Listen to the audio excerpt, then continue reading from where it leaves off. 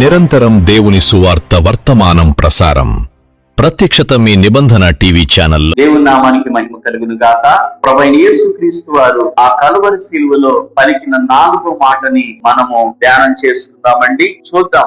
మత్తయి సువార్త 27వ అధ్యాయము 46వ వచనములో చూసినట్లయితే, ఏలి ఏలి లామా సబక్తా, నా దేవా నా దేవా నన్నేల చెయ్యి విడిచితివి.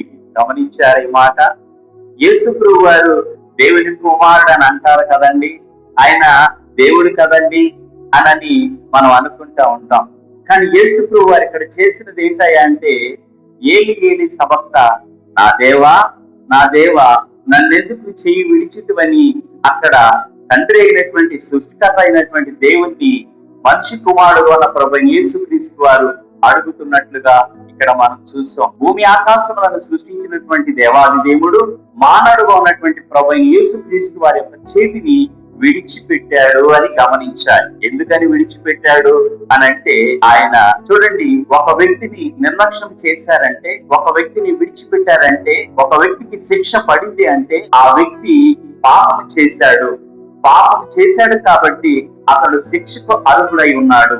గమనించారే మాట? మరి యేసు ప్రభు వారైతే ఆయనలో ఏ పాపము లేదు. 2 కొరింథీయులకు రాసిన పత్రిక 5వ అధ్యాయము 21వ వచనములో చూసినట్లయితే, ఆయనలో ఏ పాపము లేదు కానీ ఆయన పాపముగా చేయబడ్డాడు. గమనించారండి? ఆయన ఏ పాపము చేయలేదు, ఆయన పాపముగా చేయబడ్డాడు. అంటే యేసు ప్రభు వారి లోకానికి వచ్చింది సర్వ మానవారి యొక్క పాప దోషములు ఆయన మీద వేసుకొని ఆయన భరించుటకు ఆయన వచ్చిన వాడు ఉన్నాడు. బైబిల్లో మాట రాయబడి ఉంది. రోమీయులకు రాసిన పత్రిక 4వ అధ్యాయము 25వ వచనములో, మన అపరాధముల నిమిత్తమే ఆయన అప్పగింపబడిను అని రాయబడి ఉంది. ఎవరి నిమిత్తం అండి? మన పాపములో, నా పాపముల నిమిత్తము ప్రభువైన యేసుక్రీస్తు వారు ఆ శిలువ మరణానికి అప్పగింపబడ్డాడు. ఆయన అంత మాత్రమే కాదండి, తండ్రి అయినటువంటి దేవుడు తన కుమారుడైనటువంటి ప్రభువైన యేసుక్రీస్తు వారిని విడిచిపెట్టడానికి ఆయన కూడా ఇష్టపడ్డాడు. ఎందుకు ఆయన ఇష్టపడ్డాడు అని అంటే, దేవాది దేవుడు నిన్ను నన్ను ప్రేమించాడు. గమనించారా? నిన్ను నన్ను ప్రేమించాడు కనుక నిన్ను నన్ను ప్రేమించి తన కుమారుడు విడిచిపెట్టడానికి ఆయన ఇష్టపడ్డాడు. యేసు ప్రభువు వారు కూడా ఆ భూమి ఆకాశములను సృష్టించి నీ కొరకు నా కొరకు ప్రాణం పెట్టడానికి ఆయన కూడా ఇష్టపడ్డాడు. ఎందుకు ఇష్టపడ్డాడు తెలుసా? ఇక్కడ ఒక విషయం మనం గమనించాలి. పరలోకము నరకం అనేది 2 ఉన్నది. అయితే నరకం అన్నది పరలోకం అన్నది. అయితే నరకము మనుషుల కోసము చేయబడలేదండి. ఏంటండి ఇలా చెప్పారు అని అనుకుంటున్నారేమో? గమనించాలి. నరకం అనేది ఎవరి కోసమో, మనుషుల కోసము చేయబడలేదు. ఎవరి కోసం చేయబడింది? సాతాను వాడి యొక్క సంబంధుల కోసము చేయబడింది. సాతాను ఆది నుండి వాడు మోసగాడై ఉన్నాడు, అబద్ధికుడై ఉన్నాడు, వేషధారి అయి ఉన్నాడు, నేరములు మోపివాడై ఉన్నాడు. వాడి సంబంధుల కోసము చేయబడింది. కనుకని యేసు ప్రభువు వారి లోకానికి వచ్చి తన ప్రాణం పెట్టింది ఎందుకో తెలుసా?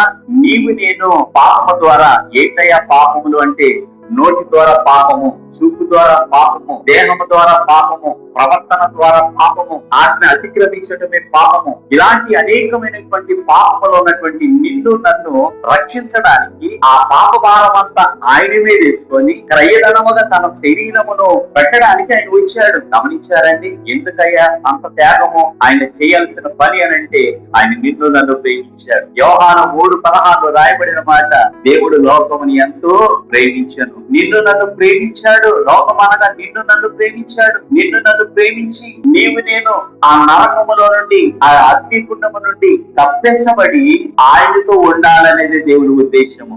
చూసారండి ఎంత గొప్ప దేవుడు? ఆయన బైబిల్లో రాయబడి ఉంది. యోహాను సువార్త 14వ అధ్యాయము 1వ వచనం ప్రకారముగా, నా తండ్రి ఇంట అనేక నివాసములు కావు, లేని ఎడల మీరు నాతో కూడా ఉండేదరు. ఎంత గొప్ప మాట!